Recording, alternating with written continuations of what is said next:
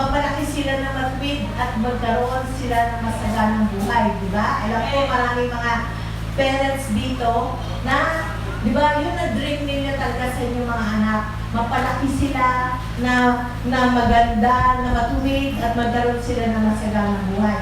At matamo nila yung kanilang mga pinapangarap.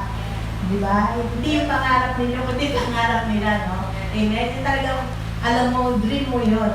Makita mo lang sila na masaya, ay masaya ka rin, na rin. Dahil gano'n ang tunay na pagmamahal.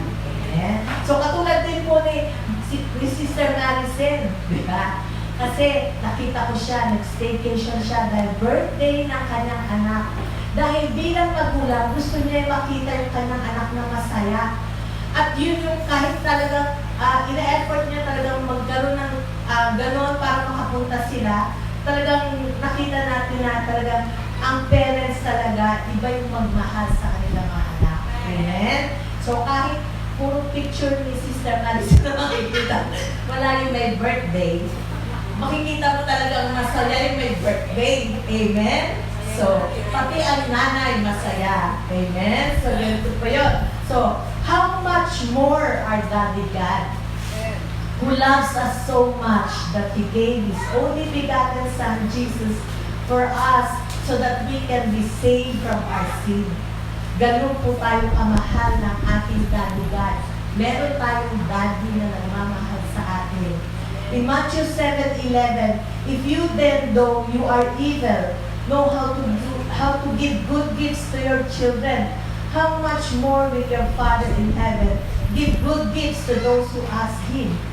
God wants us to have the best for us.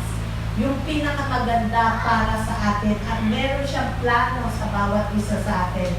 Kung kaya ang pangnalangin nga ni Paul in Ephesians 3:16-19, I pray that out of His glorious riches, He may strengthen you with power through His Spirit in your inner being, so that Christ may dwell in your hearts through faith. And I pray that you, being rooted and established in love, may have power together with all the Lord's holy people to grasp how wide and long and high and deep is the love of Christ, and to know this love that surpasses knowledge, that you may be filled to the measure of the fullness of God. So sinasabi po dito, the same power that raised up Jesus is the same power that is living in us. The Holy Spirit is living in us. And it is the power that will help us the Holy Spirit in us will help us, teach us, guide us, reveal to us things that pertain to Jesus. Nandyan siya sa atin. Ang banal na Spirito. When we accepted Jesus, siya ay nananahan sa atin. At sa pamagitan ng tulong ng banal na Spirito, ay ating mauunawaan ang lawak, ang lalim ng pag-ibig ng Panginoon. Kasi kung minsan tayo hindi natin alam natin by head, mahal tayo ng Panginoon. Pero kung minsan, nag-iisip tayo, mahal pa tayo ng Panginoon, especially when we go sa ibang mga situation. Sometimes we ask God. Pero ito po na the Holy Spirit will help us to understand kung gaano niya tayo kamahal. Alam po natin na we are now, kaya napaka-importante po na we be filled with the Holy Spirit so that you won't be affected of what is happening in the world. Na hindi ka maapektuhan kung anong nangyayari sa mundo. Alam natin we are now in the last days. Why? Because we can see the signs. Di ba sabi nga in Luke 21:11, and great earthquakes shall be in diverse places, and famines and pestilence, and fearful sights and great signs shall be there from heaven. So nakikita natin na meron talaga mga great earthquakes. Di ba nung araw, ang pinakamataas na sa atin nung araw 3. Di ba yung magnitude 3. Pero last Friday, I think it's Friday, nagkaroon po sa Mindanao na magnitude na 6.4. Biruin nyo yun, ang lakas mo. Kung talagang mahihilo ka. Di ba nung araw yung sa Baguio, kung maalala nyo, 6 lang yun eh. Ito nilagpasan pa, 6.4.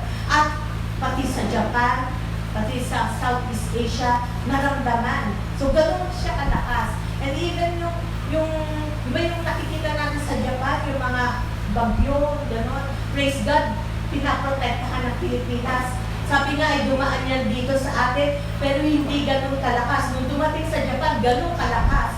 Makita natin talaga ang protection ng Panginoon ay nasa sa atin. Amen?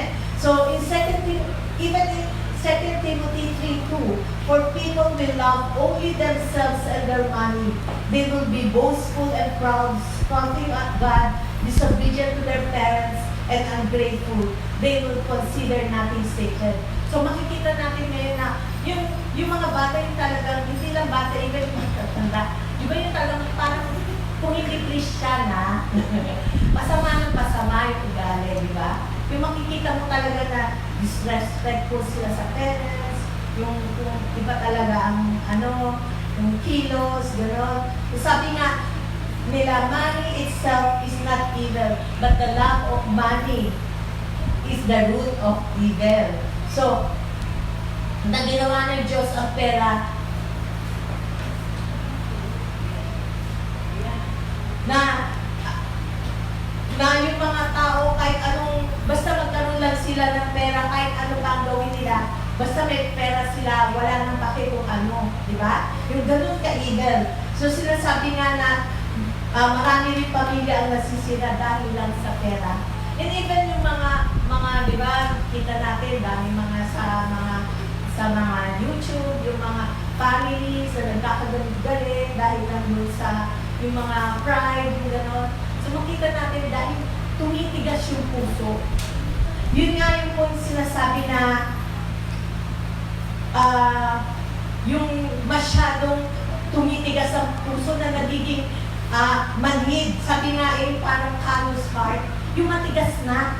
Kasi yung the more na yung parang lagi mo yung ginagawa na it's just become a normal thing sa'yo, nagiging matigas na yung puso na hindi ka na nasasaktan or hindi mo na nararamdaman. Ganon. Kung kaya sinasabi na, kung kaya alam natin na maraming pamilya nasisira dahil doon. So next is, another thing that we can see is that there is an increase in demonic depression. Ano ang ginagawa ng kaaway? That the enemy wants to look on ourselves, lagi sa atin. Di ba yung inward, yung tinignan mo yung sarili mo, yun yung ginagawa ng kaaway. To focus doon sa mga bagay na wala ka, yung mga kabibuan mo, yung kahirapan mo, lahat ng mga kakulangan sa'yo, doon pinapapokus. Kung kaya, even sa mga broken dreams mo, then he questions your identity.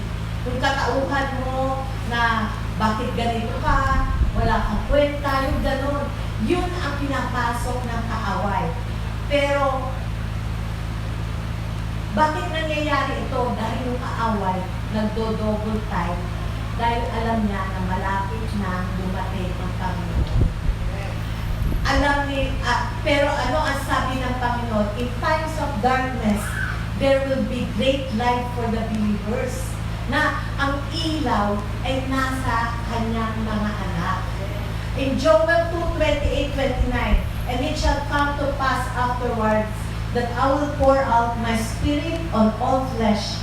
Your sons and daughters shall prophesy, your old men shall dream dreams, your young men shall see visions, and also on my men servants and my maid servants I will pour out my spirit in those days. So, ibig sabihin, pag tinuloy niyo po dyan, ipapakita na there will be signs in the heavens, yung blood moon. So, makikita natin na yung time na yan ay lalong ngayon nakikita na natin nangyayari yan. Amen? Na yung mga blood moon, diba? At ang sa una no, there will be outpouring of His power sa kanyang mga anak. In other words, there will be a great revival before the coming of the Lord. Kung nagdo-double time ang kaaway, ang Panginoon, ilalo niya ipo-pour out ang power dito sa kanyang mga anak. And what is a revival? Resurfacing of a love for God, an appreciation of God's holiness, a passion for His Word and His Church. In other words, it is to have that fire in loving God and His Word, such hunger to seek God's face. Ang ibig sabihin ko na ang revival ay magkakaroon ka muli ng kauhawan. Yung parang apoy na nagliliyab sa'yo sa pagmamahal mo sa Panginoon. At yan po yung revival na sinasabi. The first revival that happened is in the day of Pentecost when the Holy Spirit fell upon them. 3,000 Jews were saved.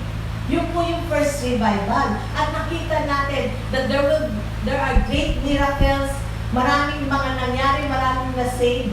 At because of that revival, dahil ang banal na spirito ay napasa kanila. The great revival of the church will happen on the last days because God wants more people to be saved. Amen? Revival is of the last days na hindi ang gagawin ng Panginoon. Meron tayong bisita. We are the member. At saan magsisimula yan? Sa bawat isa sa atin. Sa bawat puso ng man and women of God, ikaw at ako yan. Diyan magsisimula ang revival. Magliliyab ang pag-ibig mo sa Panginoon. There will be fire in our hearts. Such longing for God. How to have that revival in our life? Ang first ay ang pagkakaroon ng kauhawan sa presensya niya. Na nais mong marinig at makita ang kanyang mukha. Hindi lamang ang kamay. Kasi tayo, di ba, we are guilty. Na kaya lang tayo magpe-pray para manghingi. Kung kaya't yung kamay ng Panginoon ang ating hinihingi. Pero tignan niyo, pero ito ang sabi ng Panginoon, when you seek my face, kagabi sabi na niya, kaya sinulat ko, when you seek my face, I will hand my hand to you. Ibibigay ko sa inyo ang aking kamay. Kapag ako ay sinip mo, ibibigay ko sa iyo ang aking kamay. Amen? And what does it mean? Na hindi lamang kalalapit. Because when you seek the faith, na parang isang bata na lumalapit sa kanyang ama. Hindi dahil lang sa may hihingi siya, kung hindi, nais niya manatili sa kanyang presensya o umarga sa kanyang ama. Di ba yung mga bata ganyan? Yung napaka-innocent nila. O, agree ang mga bata. Napaka-innocent nila na pagdating pa lang ng bahay yan, yayakap na sa'yo yan, di ba? Kahit ano ka pa, amoy mo, basta yung yayakap yan sa'yo, kakagda sa'yo. Nung araw nga kami ni Jessie, magkasunod kasi kami. So, iniisip niya siya ang buso, pero actually ako yung buso. So, magagawin namin, mag-uunahan kami sa lang namin, yung kanyang lap. Nagtutulakan pa kami, ganun talaga ang bata. At yun ang gusto ng Panginoon sa atin. Na tayo lumapit sa Kanya, hindi lang dahil nahihingi ka, kung hindi, gusto mong yumakap sa Kanya, gusto mong pumarga sa Kanya, dahil sa Kanya, makukuha mo yung kalakasan, sa Kanya mo makukuha yung pagmamahal. The true love na tinatawag natin. Sabi nga, how wide, how high is the love of God for us. Kung kaya, let us not be an ordinary Christian na iniisip mo, ay okay na ako. Uma-attend ako once a week. Nagbabasa naman ako paminsan-minsan pag natapat yung Bible sa akin. At saka, nagpe-pray din ako paminsan-minsan. Let us not be that Christian because God wants us to have that more na gusto niyang plano sa buhay natin. O, ang sabi niya, huwag kang makontento sa wisik lang. Kung hindi, go out, all out ka na sa Panginoon. Because when you do that, you will experience the great joy and happiness that God can give to you. Amen? God wants us to go deeper in His Word, to see what He wants you to have, to know His plan for you, and to find that place in that kingdom so that you will be fulfilled. Yung bang, yung alam mo na, yung may fulfillment, di ba? Yun yung gusto ng Panginoon sa'yo, na ikaw ay makuha mo ang pinakaplano ng Panginoon sa buhay mo. And when you do that, you will feel that fulfillment and that joy. Di ba yung kahit simple-simple lang na pinagawa sa'yo ng Panginoon, yung mga simple lang, kunyari, inutos lang sa'yo, o kausapin mo si ganyan, tapos tinanggap niya talaga ang Panginoon. Di ba yung joy na nararamdaman mo, ibang klase? Kasi yung joy na yan ay nanggagaling sa Panginoon, deep inside you. Kung kaya't walang makakapares dyan sa kaligayahang ibibigay sa iyo ng Panginoon. Amen? This is the invitation of God for us to go higher, to dig a little deeper, to know the thoughts of God and to know the plan of God for you. Huwag kang makontento na okay na ako pag nag-rapture save ako. Pero God wants you to have that great relationship for you to enjoy the fullness na gusto ng Panginoon para sa iyo. In the book of Isaiah, ito po yung prophecy about Jesus.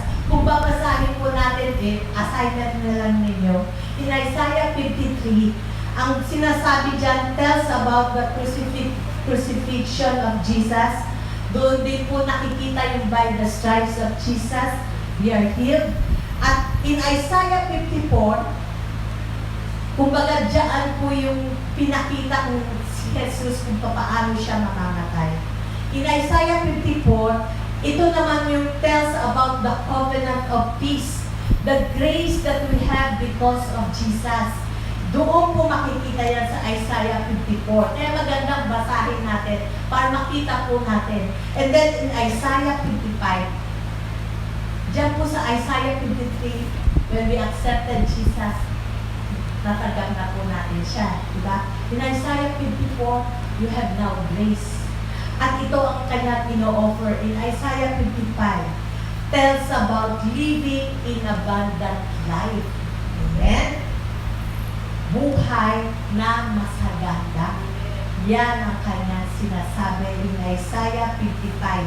An invitation to abundant life. Kung titignan niyo po yung sa Bible, yung po yung title, An Invitation to Abundant Life. In Isaiah 55:1. Anong sinasabi niya? Come, all you who are thirsty, come to the waters, and you who have no money, come, buy and eat. Come, buy wine and milk without money and without cost. Ano po ito? Isang invitation ng Panginoon sa iyo bilang kanyang mga anak na ikaw ay lumapit sa Kanya. Kayo na mga nauuhaw, kayo na nangangailangan, kayo na may kakulangan, lumapit ka sa akin at kayo ay mapupuno. Paanyaya ng Panginoon sa mga nauuhaw na lumapit ka sa akin. Hunger for Jesus to seek His face. Katulad po ng isang Samaritan woman, when she encountered Jesus, ito po yung nangyari. Tingnan natin, meron po tayo dyan video. Start po sa 1.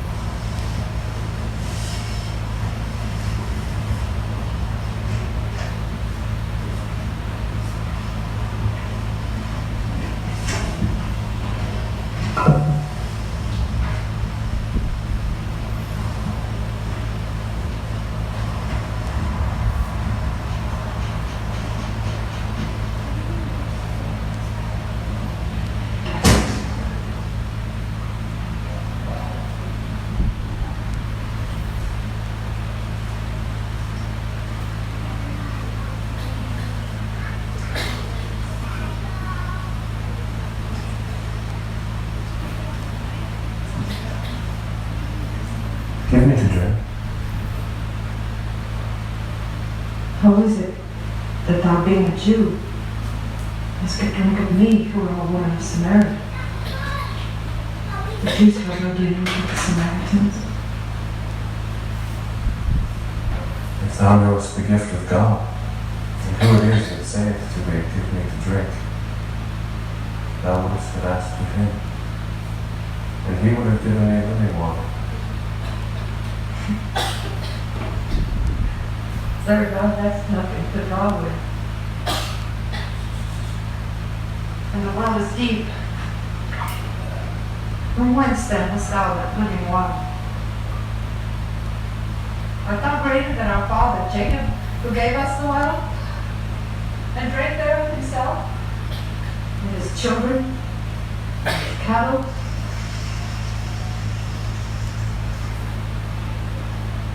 Whosoever shall drink of this well shall thirst again. But whosoever drinketh of the water which I shall give him shall never thirst. The water that I shall give him shall be in him a well of water, springing up into everlasting life. Sir, give me this water that I thirst not, neither from heaven to draw.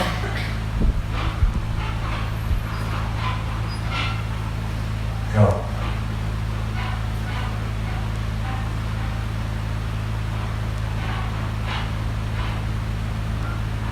Call thy husband and come hither.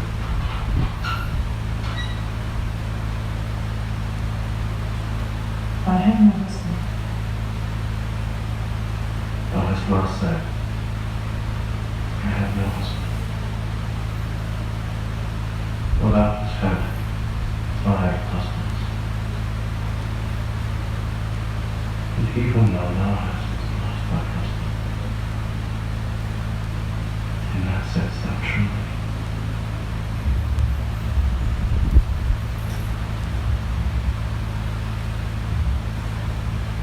Sir, I perceive that thou art God.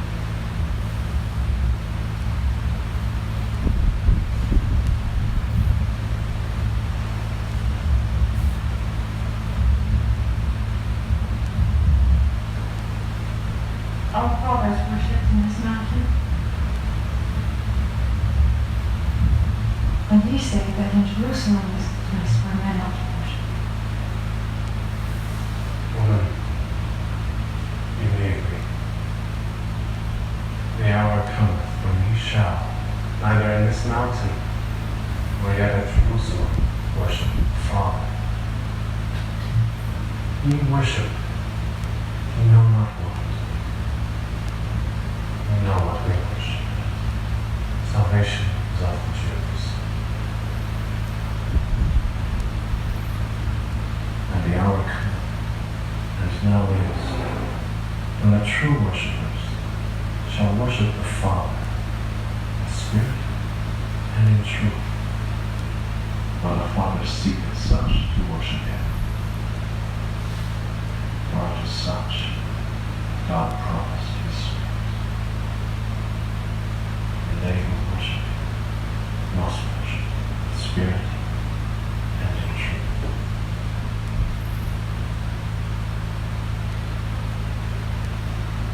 I know the Messiah to come was called Christ. When he is come, he will tell us all things. I who speak unto thee am he.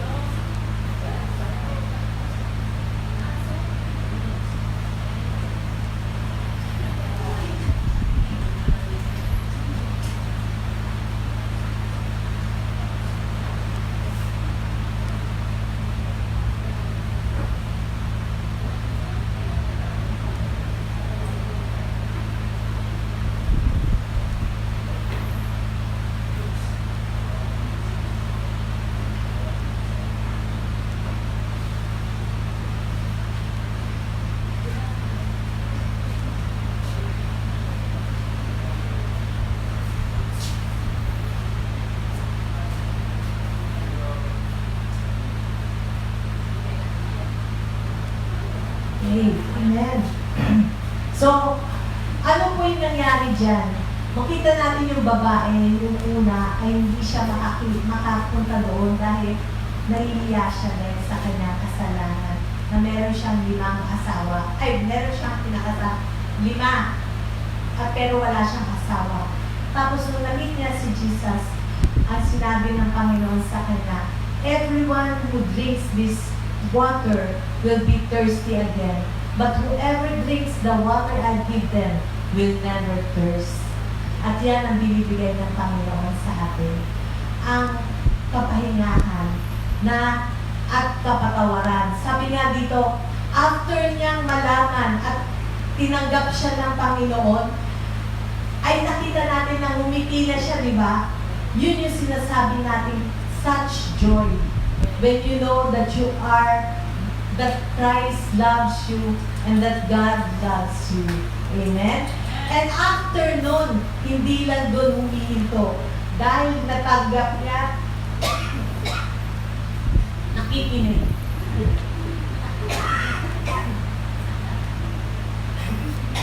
Dahil natanggap niya ang kapatawaran.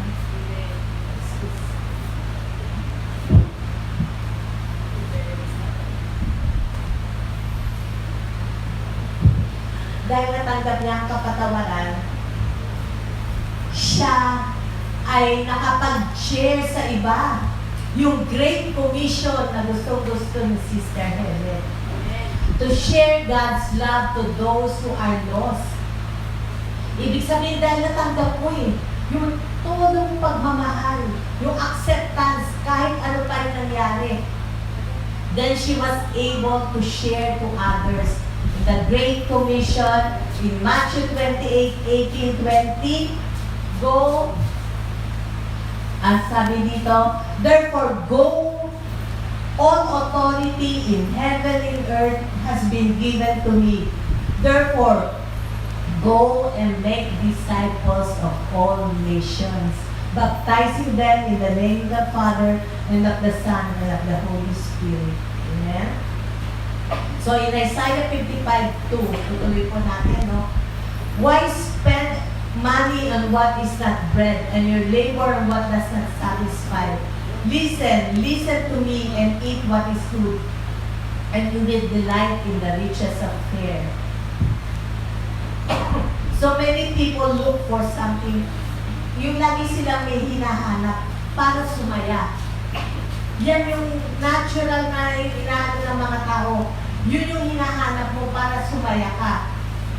Sa family, sa career, sa lahat ng bagay. Diba? Yun yung mapapansin mo nga yung kunyari, yung mga nagiinuman. Bakit ba sila nagiinuman? Ang pait-pait nun. Dahil gusto nila sumaya.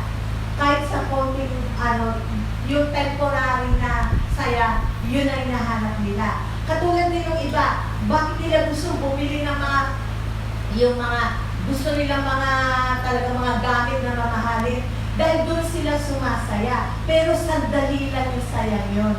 After nun, yung hirap magbayad kung binili mo, di ba? Pero, this is not enough to satisfy you. Nothing can ever satisfy you dito sa mundo ko.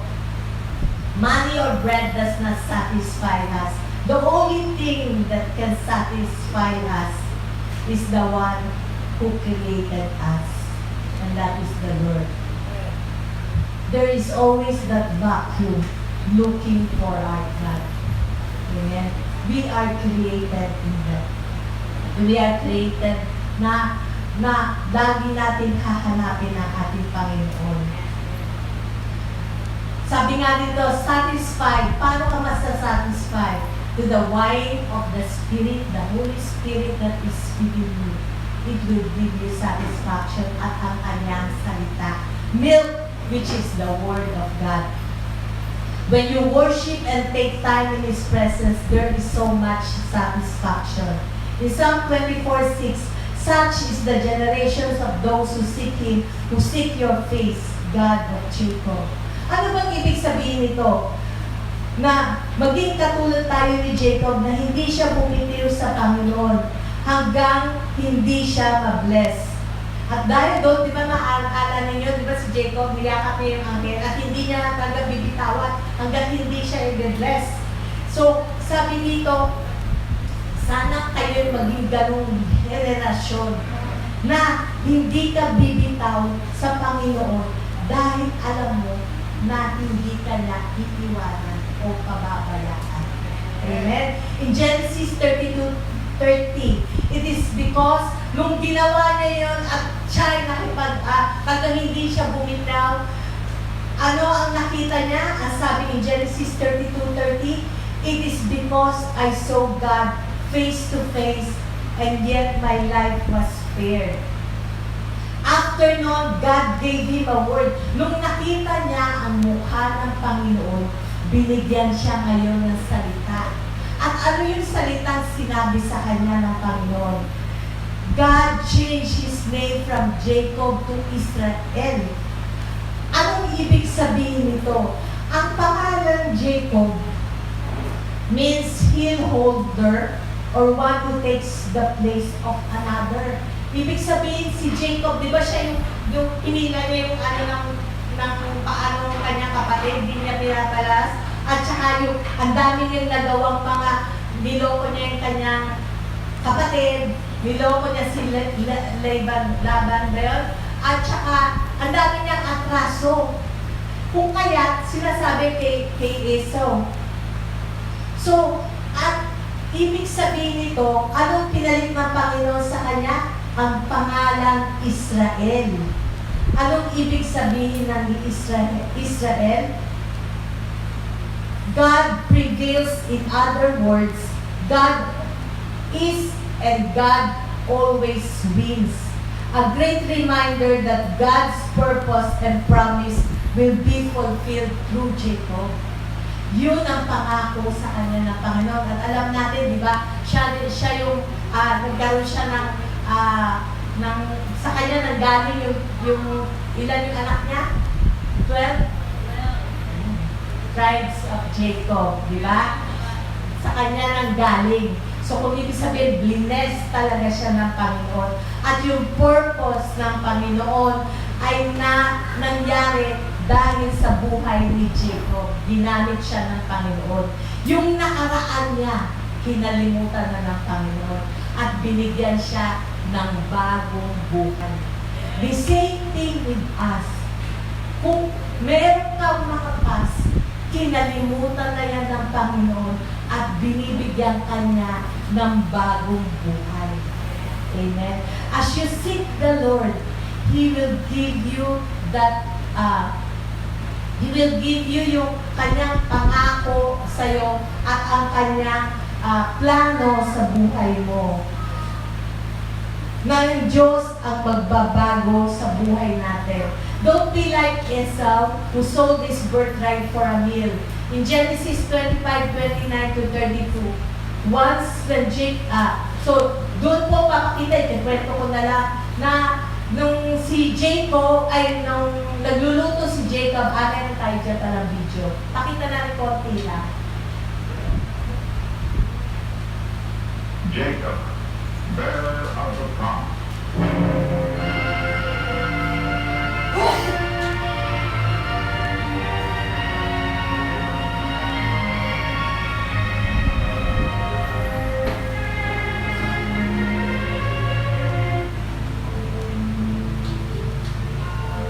Almost 4,000 years ago, a man named Abraham heard the call of God. A woman who would help fulfill the promise that someday all the nations of the earth would be blessed through the descendants of Abraham.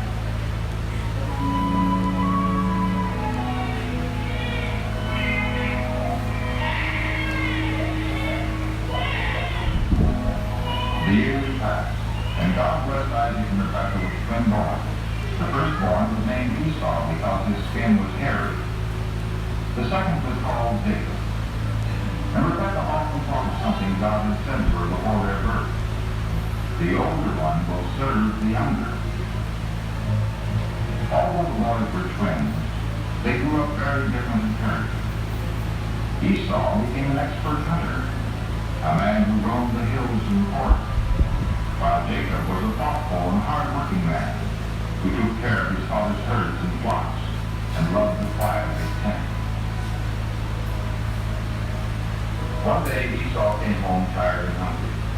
smelled the food Jacob was preparing for himself. Yan yung munggo. Di ba? Let me have some of that right away, Jacob. I'm about to die of hunger. I will. You will sell me your rights to the oldest son. As the firstborn son, Esau was to become the head of the family after Isaac's death, and also the ancestor of the Messiah.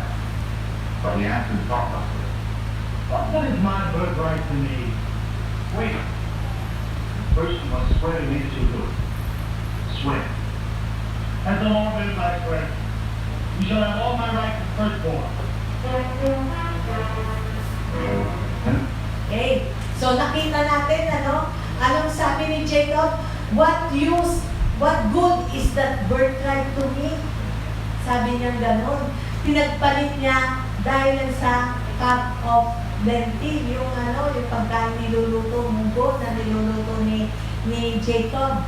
And after nun, nung napunta nga yung blessing, dahil bless nga ni Jacob, bless ni Jacob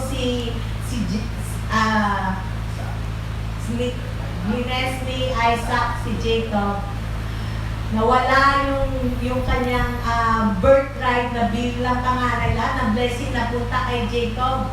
Tapos, ang nangyari, kahit pilitin niyang mabalik yung sa kanya, nawala. The same thing with us. God has a great plan for each one of us. At yun ay pangalagaan natin. At huwag nating hayaan na hindi natin makuha kung ano ang pinapangako ng Panginoon sa atin. Huwag tayong maging katulad ni Esau na sa isa lamang panandaliang kaligayahan ay pinagpalit ang kanyang inheritance. Let us be a generation of Jacob na may determination and hunger to seek God. Na kahit hindi mo nakikita o nararamdaman, hindi ka bibitiw dahil alam mo, hindi ka niya iiwanan o pababayaan. Even if you don't feel that hunger, ask the Holy Spirit to help you. Alam natin, there are times na kapag nagpe-pray tayo, hindi ba parang kuminsan, yung parang hindi mo siya nararamdaman.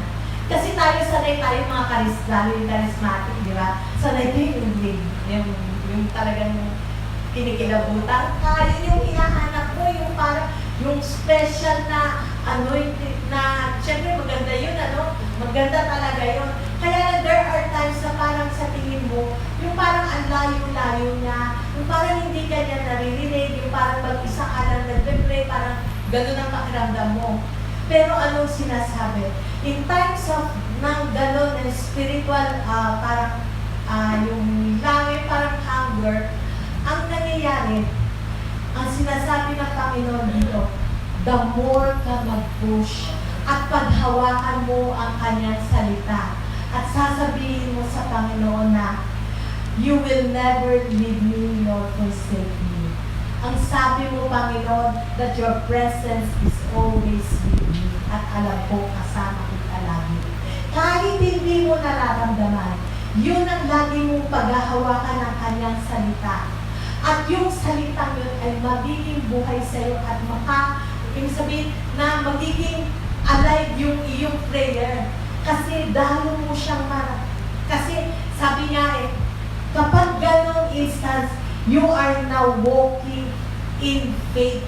Hindi yun sa nakikita mo, hindi yun sa naririnig mo, kung hindi, kung ano ang sinasabi ng Panginoon at yun ang iyong paghahawakan. Amen? So I'm sure dumaan din kayo doon. Alam ko, nararamdaman nyo rin sa minsan yun, di ba?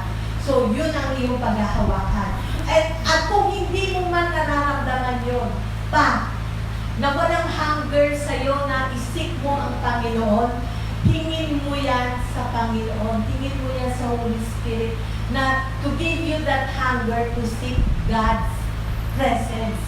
Dahil kapag sinabi mo yan, the more mo nagagawa, hindi na yung on your own, kung hindi, meron tumutulong sa'yo. Sabi nga, di ba yung verse na sabi natin, He is the one who will lead, He will enable you to do the things that He wants you to do. Amen? So, habang hinihingi mo yun, katulad po, di ba, Meron na akong ano na, gusto ko yung every afternoon magpe-pray ako ng magta-thanks. So, sa ano mo, usual mo, minsan lagi mo nakakalimutan.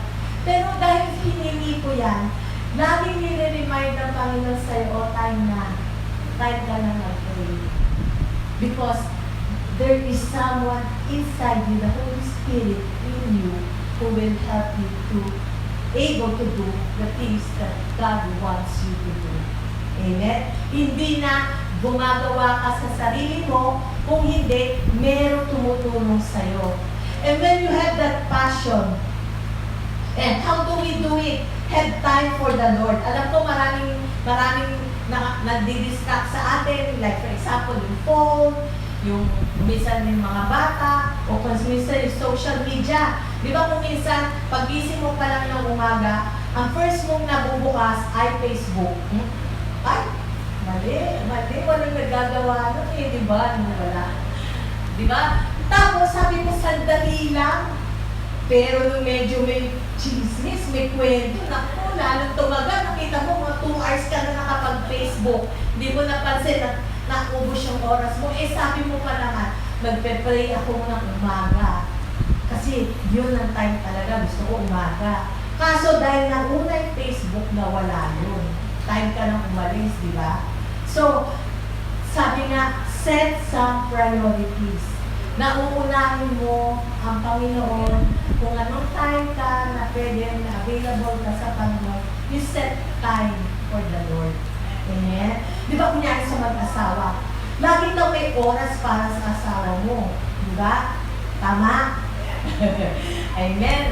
Kasi lagi ka may time para lalong lumago yung pagmamahala ng bawat isa. May time ka sa iyong asawa. The same, miski sa mag-boyfriend, di ba? May time ka talaga dun sa, ano mo, kahit busy ka. Kahit architect, busy. Meron time talaga sa Panginoon. Ay, may time ka na sa girlfriend mo. At para lumago ang relationship, ganun din po tayo sa Panginoon. Sabi nga, nilolong ng Panginoon ang iyong time para makipag-usap sa Kanya. Amen? To be persistent, na hindi lang once a week, but every day nakikipag-usap ka sa Panginoon. Di ba? Tama ba mga kabataan? Na hindi lang once a week, kung hindi every day nakikipag-usap ka sa Panginoon. Meron bang amen dyan? Amen. Amen. Sabi sa'yo, mag-amen ang youth eh. So, start walking by faith. Katulad nga po ng hindi yung kung ano lang yung nakikita mo, nararamdaman mo, but you walk by faith. Katulad po ng isang pilot. Di ba ang pilot kapag po siya nagpapaandar ng aeroplano, hindi niya lahat nakikita, pero tinatrust niya yung mga instrument na nagsasabi na ganito ka nakataas, ganito na ang kailangan mo ibaba. Tinatrust niya the same thing with us. We trust the Word of God. Amen? Kung ano ang sinasabi ng Panginoon, yun ang ating tinatrust. Amen? In Isaiah 55:3, give ear and come to me. Listen that you may live. I will make an everlasting covenant with you. My faithful love promised to David. Yan ang kanyang invitation sa atin. Give ear and come to me. Lapit ka sa akin. Makinig ka sa akin. At ipapakita ko sa iyo ang aking pagmamahal katulad ng pagmamahal kong ginawa kay David. Bakit si David? Bakit si David? Ano nga po yung sabihin ng live mo na? Means Chaya in Hebrew, to live and keep alive para magkaroon ka ng buhay na masaya. Yung buhay na yung alive na alive, di ba alam mo yun? Hindi yung parang okay lang. Lumipas ang araw, okay lang, di ba? Hindi. Gusto ng Panginoon, magkaroon ka ng buhay na masaya, yung alive na alive. At paano yun? When you seek Jesus, He will be alive. He will give you a life that has a purpose and a fulfillment. Katulad nung kay David. Bakit si David? Because David has an intimate relationship with God. ganun sila ng Panginoon.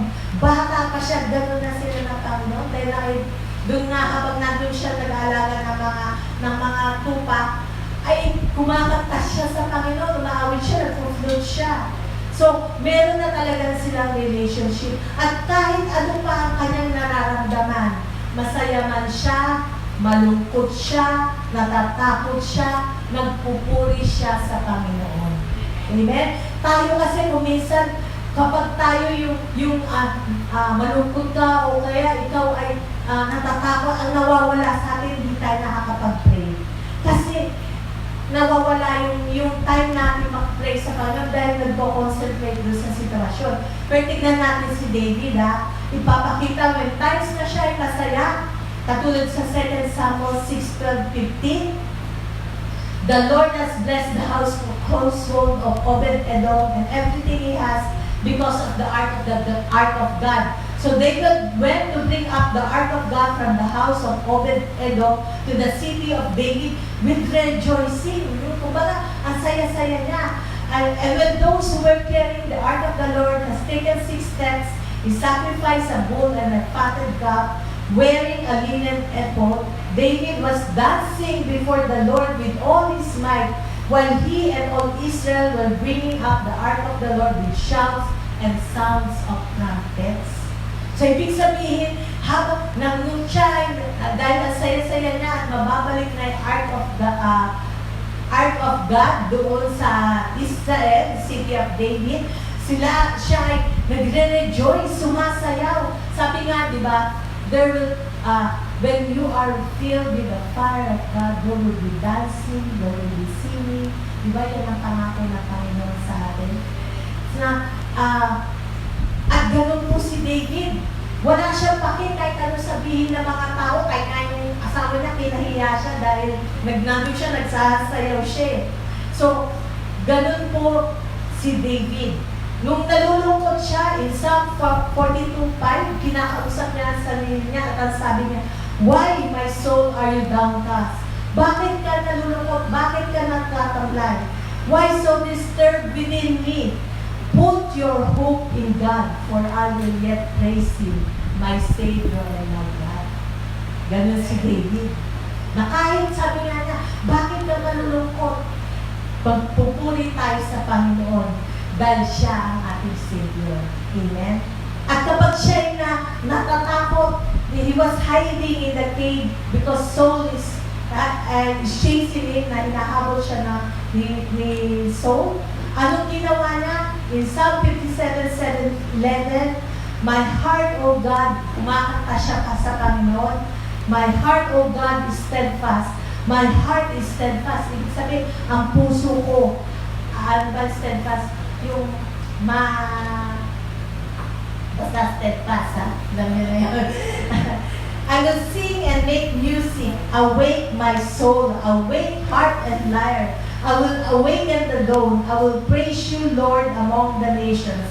I will sing of you among the people, for great is your love, reaching to the heavens. Your faithfulness reaches to the skies. Be exalted, O God, above the heavens. Let your glory be over all the earth." In times na siya ay natatakot, kumanta siya sa Panginoon. Amen? Dahil alam niya that God will never leave you nor forsake you. In every situation, pray and give praise to God. Sabi nga, akala natin ang prayer is yung intense lang, yung talagang parang, di ba, parang sa sulo ka, yung nakaluhod na parang, yung talagang matindi, yung parang, yung halos yung lawit na yung yung ugat mo, di ba? Yung gano'n, at saka o kaya yung talagang dead, todo. Iniisip natin gano'n ang prayer.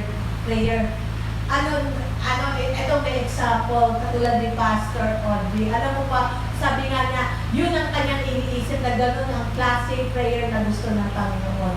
For 4 hours ka, meron po siyang isang kwarto na doon siya nag-i-stay kapag siya ay nagpe-pray. For 4 hours na nandun, intense prayer siya talaga. Tapos lawit na daw yung niya, parang pagod na siya. Umabot pa yun sa araw talaga para lang marinig niya kung ano sasabihin ng Panginoon. At nung nandun siya, Yung pagod na siya, worn out na siya, so ang ginawa niya, lumabas na siya, nagpaalam siya sa Panginoon. So how many days yun? So sabi niya, Lord, papahinga lang muna ako. Maliligo ako, magpapahinga. So pumunta siya doon sa kanyang bathtub. Siya, no? May bathtub. So, may bathtub siya, at doon sa kanyang bathtub, naganda siya ng communion. Siguro may mga, ano pa, yung mga aroma, no, nandun siya, nakahinga siya. At nung nandun na siya, at lang siya, nananahimik lang siya kay Lord, doon nangusap ang Panginoon sa kanya. Sabi sa kanya, finally, I can talk to you now. Amen? Kasi God wants us, di ba sabi niya, parang batang lumapit ka sa Panginoon. Na kahit every time na kahit nagluluto ka, kahit may ginagawa ka, when you give praise to God, nandun siya, pinapakinggan ka niya. Amen? Come near to God, and He will come near to you. God is longing for you. In Isaiah 58:8-9, for my thoughts are not your thoughts, neither are your ways my ways, declares the Lord. As the heavens are higher than the earth, so are my ways higher than your ways, and my thoughts than your thoughts. Hindi mo lang alam kung gaano ka kamahal ng Panginoon. And He has a great and wonderful plan for each one of us. At kung ito ay yung makuha, sabi nga katulad nung kay Jacob, nung nakuha niya yung salita ng Panginoon, yung pinakapangako ng Panginoon para sa kanya, nakita ang glory ng Panginoon. The same thing with us. When God will speak to you, He will tell you kung saan ka niya nilalagay. And when He do that, in Isaiah 55:11, so is my word that goes out from my mouth. It will not return to me empty, but will accomplish what I desire and achieve the purpose for which I sent you. Kapag natanggap mo ang salita ng Panginoon na binibigay niya sa iyo, alam natin ang daming pangako ng Panginoon. Pero bawat isa sa atin, meron siyang plano. And that specific plan na bibigay sa iyo ng Panginoon, ang sabi niya dito, ang salita ko ay hindi mababago. At ito ay mangyayari. Amen? Katulad nga po ng isang magaling magluto. Yung magaling na magluto na yun, yung sinabi sa kanya ng Panginoon, akala niya ang simple lang ng kanyang ganito lang kasi ako. Pero nung nilagay siya ng kanyang sinabihan siya kung saan siya nilalagay, doon siya naging successful. Doon siya ginamit ng Panginoon. In simple ways, sabi nga, my thoughts are not your thoughts. My ways are not your ways. Amen? A word, when He gives a word to you, doon ka, you will have that fruitfulness and your destiny. Your place in the kingdom, in the furtherance of God's kingdom. Amen? Katulad nga po, kung maalala niyo ito, in Ezekiel, kanina binigay ko ng Panginoon sa akin, Ezekiel, the visions, di ba yung river from the temple? Entrance, di ba, pinakita kay Ezekiel kung saan nanggagaling yung tubig? Doon sa entrance ng temple. At ang una niyang nakita ay ankle deep. Pagkatapos naging knee deep, pagkatapos naging waist deep, at doon sa dulo, in Ezekiel 47:9, swarms of living creatures will live wherever the river flows. There will be large numbers of fish because of this water flows there and makes the salt water fresh. So where the river flows, everything will live. Anong ibig sabihin nito? When you seek the presence of God, doon sa kanyang presensya ay dadaloy ang tubig. At yung tubig na yon, ito ang magbibigay sa iyo ng buhay. that fulfillment na hinahanap mo, that satisfaction na hinahanap mo. Kung meron mang nawala sa'yo, God will restore it back to you. Amen? And there will be life in your, at magkakaroon ng buhay sa iyong life. Amen? So, sabi nga, huwag kang makontento sa wisit lang. Go into His presence.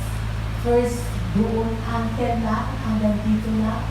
At hanggang dito sa tuhod, hanggang dito sa iyong waist.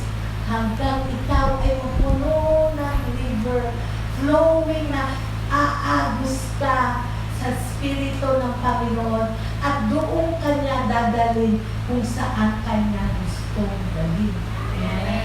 At doon sa lugar na yun, sabi, ay maraming buhay. Life overflowing. Amen? So praise God. Thank you, Lord. We praise your holy name sa iyong salita, Panginoon. And we know, O Lord God, na ikaw, Panginoon, ang tubig na buhay, Panginoon.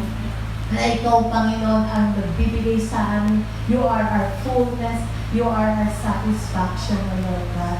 And we thank you and we glorify you. In Jesus' name we pray. Amen and amen.